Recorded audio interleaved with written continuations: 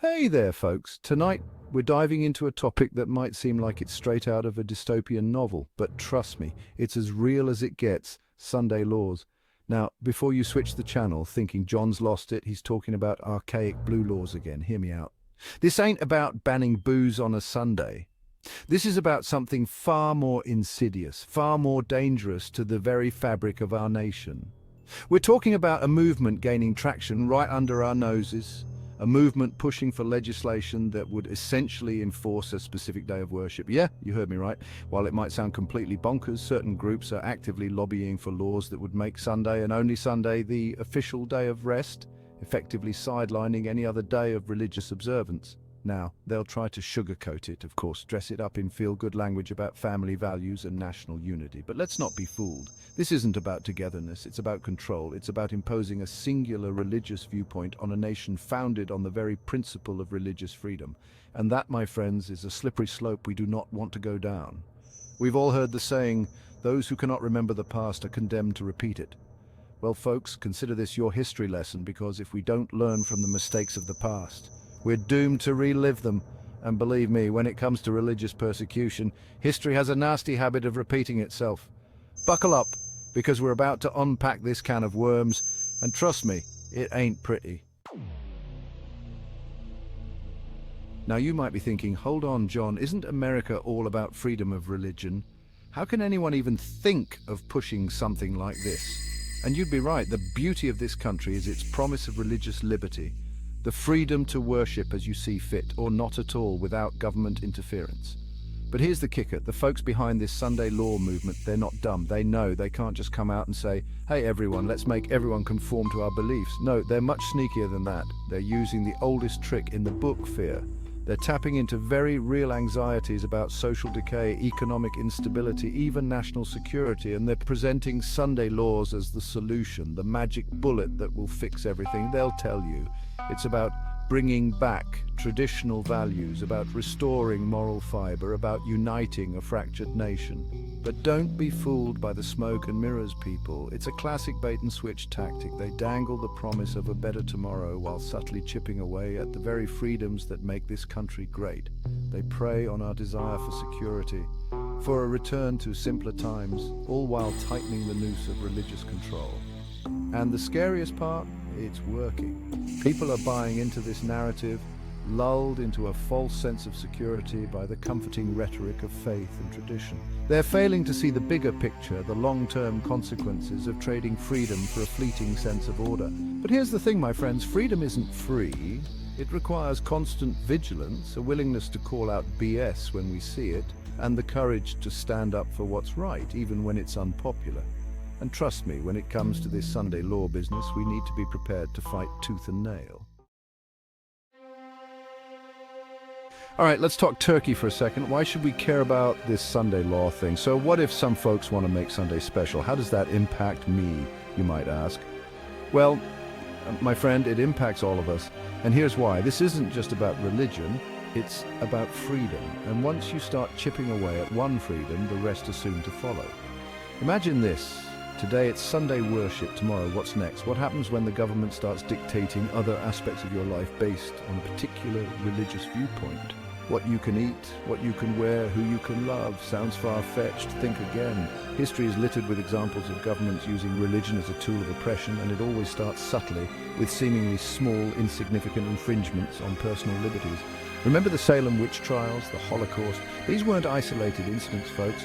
They were the culmination of years, decades even, of eroding freedoms, of people turning a blind eye to injustice, thinking it couldn't happen to them. Well, guess what? It can happen anywhere, anytime, if we're not careful.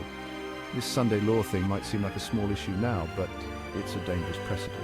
It's a crack in the foundation of our freedom. And if we don't address it, if we don't stand up and say not on our watch, that crack will widen. And eventually the whole damn foundation will crumble. Section 4, the Sabbath, a historical perspective. Now, before you think I'm some kind of religious nutjob, let me be clear.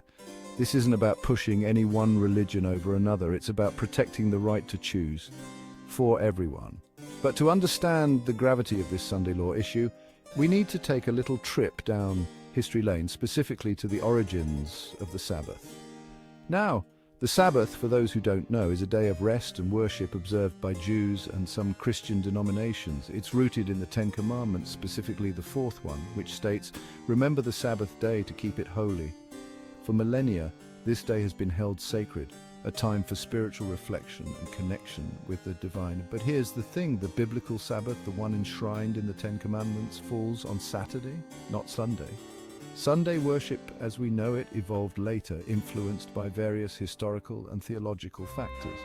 So when a group comes along and tries to enforce Sunday as the official day of rest, they're essentially rewriting history, imposing their interpretation of religious doctrine on everyone else, and that's a big problem. It disrespects the religious freedom of those who observe the Sabbath on Saturday and sets a dangerous precedent of government interference in matters of faith. Remember, the Founding Fathers, those dudes in wigs who wrote the Constitution, they were adamant about separating church and state for a reason. They understood the danger of letting the government dictate religious observance, and we'd be wise to heed their wisdom. Section 5, Apostasy, a Nation Adrift. Now I know what you're thinking. John, you're getting all worked up about something that might not even happen. Maybe this whole Sunday law thing is just a bunch of hot air, right? And hey, I wish I could share your optimism, I really do, but I've been around the block enough times to know that ignoring a problem doesn't make it go away. In fact, it usually just makes it worse. And this Sunday law thing, it's a symptom of a much bigger problem, a problem that's been brewing for a while now: national apostasy.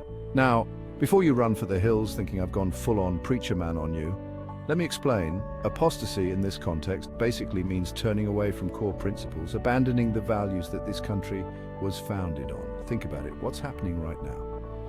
We're seeing a rise in intolerance, a disregard for truth, a willingness to trade freedom for security. We're so busy fighting amongst ourselves, so caught up in our own little bubbles, that we're forgetting what it means to be a nation, what it means to stand united under a common set of ideals. And that's exactly what the folks pushing for these Sunday laws are counting on. They know that a divided nation is a vulnerable nation, a nation ripe for the picking.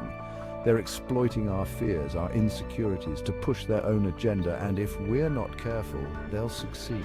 We'll wake up one day and wonder how we let it happen, how we let our freedom slip away so easily. But by then it might be too late. Section 6, the power of prayer, a call to action. Now I know what you're thinking, John, this is all very doom and gloom. Is there anything we can do to stop this Sunday law nonsense?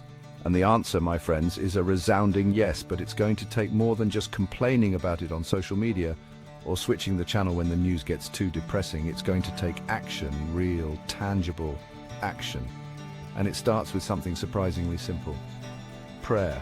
Now, before you roll your eyes and think, here comes the religious stuff, hear me out. I'm not talking about some wishy-washy thoughts and prayers kind of deal. I'm talking about real, heartfelt prayer, the kind that moves mountains, the kind that brings about real change. Because here's the thing, prayer isn't just about asking for things. It's about connecting with something bigger than ourselves, tapping into a power that transcends our limited human understanding.